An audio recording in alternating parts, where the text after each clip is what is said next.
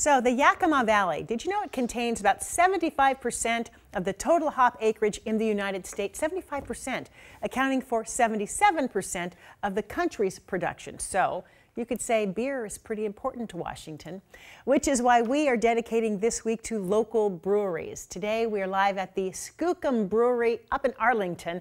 Our photographer, Doug Dillon, got this great assignment. He's hanging out with them this morning, telling us more. Hey, Doug. Good morning. Hey Joyce, yeah, it is a good assignment to come and check out, talk to people like Hollis who brew beer for a living. Hollis, what are we what are we looking at here? These are our primary fermenters. This is where we do our fermentation. We do our dry hopping and we do our cold crashing in these tanks here. And right now we actually have a transfer going on, which we are moving the beer to a conditioning tank where we will carbonate. So for someone who doesn't know, when you're taking it from one tank to the other, like you said, what does that entail? What does that do for the beer?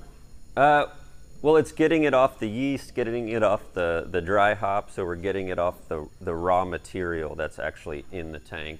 It's getting cleaned up, and then we're able to carbonate in a secondary vessel and a keg off of there. So kind of helps clean the beer up in a way. What is the time frame from start to finish for a brew? Well, it all depends what type of beer you're brewing. This is an IPA, which is an ale, anywhere from about 2 to 3 weeks. Then you have your lagers, which are cold fermented and cold stored, and that can be anywhere from 5 to 8 weeks. Then you have, your mixed fermentation ales, different yeast, different bacteria. Those can take years.